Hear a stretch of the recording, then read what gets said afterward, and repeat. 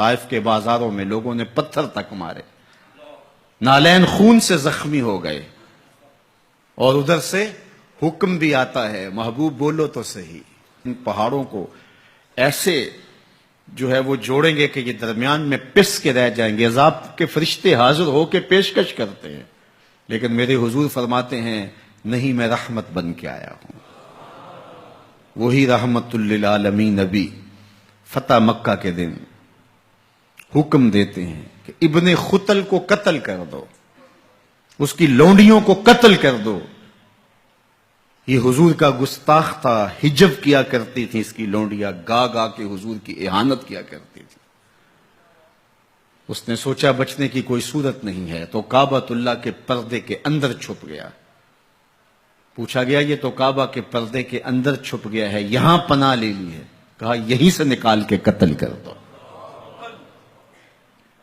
یہ میرے نبی کا اختیار ہے، حضور چاہیں تو معاف کر دیں، حضور چاہیں تو حکم صادر کریں کہ ان پر حد جاری کر دی جائے، ان کو سزا دی جائے۔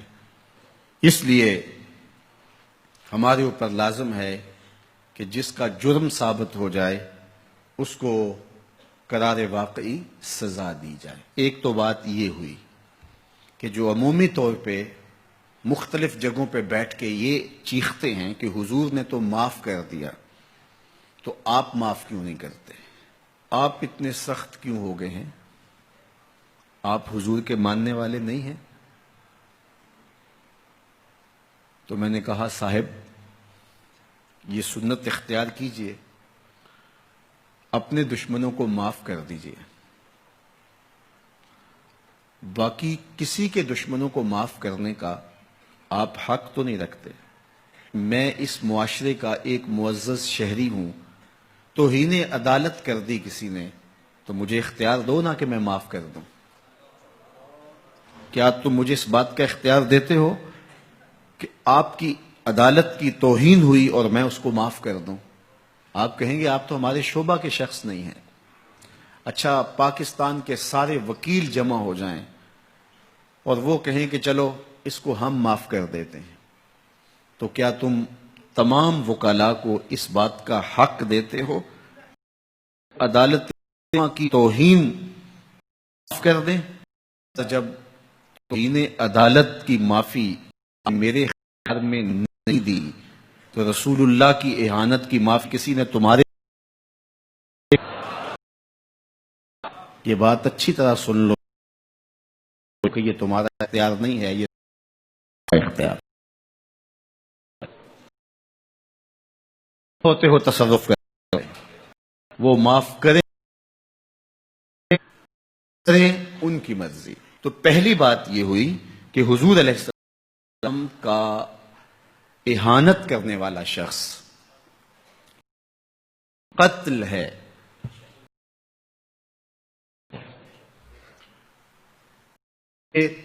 قرآن کا آئین سے ثابت شدہ نتیجہ ہے پاکستان کا،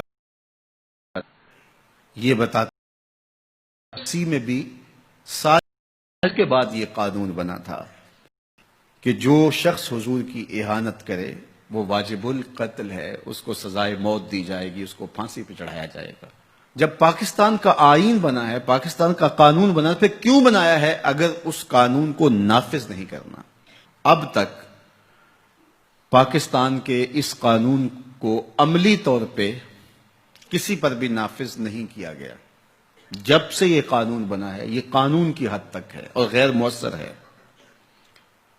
اور یہاں سزائے موت ہوئی بھی تو پاکستان کی اعلی عدالت نے اس کا جس اجلت میں فیصلہ کیا وہ آپ کے سامنے ہے۔ اس فیصلے نے امت مسلمہ کو دکھی بھی کیا ہے، مضطرب بھی کیا ہے، عدالتوں سے لوگوں کا اعتماد بھی اٹھ گیا ہے۔ اور دوسری بات، ان حالات کے اندر پاکستان کے وزیر اعظم نے جس طرح جلتی پر تیل ڈالا ہے اور جس طرح کی گفتگو کی ہے، کیا ایک وزیر اعظم کو یہ زیبا ہے؟ رعایا اولاد کی طرح ہوتی ہے۔ اس تقریر نے جلتی پر تیل کا کام کیا۔ تیسری بات میں آپ سے یہ کہنا چاہوں گا کہ اس وقت ہم پراکسی وار میں ہیں. ہمارا دشمن ہمارے وجود کو برداشت نہیں کرتا. ہم ایٹمی قوت ہیں اور وہ ہمیں صفحہ ہستی سے مٹانا چاہتا ہے. پاکستان کے اندر یہ جو آئین 295 ہے، مغرب کو ایک آنکھ نہیں بھاتا، اور وہ چاہتے ہیں کہ یہ قانون غیر مؤثر تو ہے ہی ہے، یہ قانون ختم بھی ہو جائے، اور ایک تیر سے وہ کئی شکار کرنا چاہتے ہیں کہ قانون بھی توڑ دیا جائے اور یہ وطن بھی توڑ دیا جائے. لیکن ہمیں سوچنا ہے حضور سے ہمارا رشتہ لازوال ہے اور یہ ملک بھی اپنا ہے. اس لیے احتجاج ہمارا جمہوری اور آئینی حق ہے، اور اس کو ہم جس انداز میں بہتر سمجھتے ہیں احتجاج ریکارڈ کروانا چاہیے.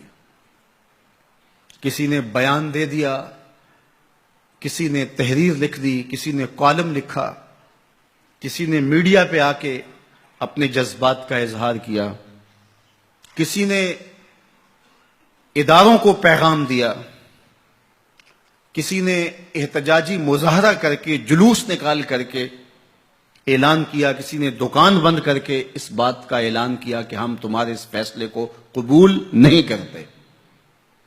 تو یہ ہمارا آئینی جمہوری دستوری حق ہے کہ ہم اپنے جذبات کا اظہار کریں. لیکن ہمیں اس موقع پہ گہری نظر رکھنا پڑے گی کہ دشمن اس سے فائدہ حاصل نہ کرے. اپنے لوگوں کو مرتب اور منظم رکھا جائے. جذبات کے اس ماحول کے اندر بھی ہم اپنی گفتگو کو پورے غور و فکر کے ساتھ تول کے بولنے کا مزاج بنائیں، تاکہ ملک کے اندر کوئی ایسی صورتحال پیدا نہ ہو. اللہ میرے وطن کی حفاظت کرے اور ہم سب کو حضور علیہ الصلاۃ والسلام کے ساتھ لازوال محبتوں کا جو رشتہ ہے اس کو نبھانے کی توفیق دے. حضور کے سامنے حشر کے دن ہم شرمندہ نہ ہوں.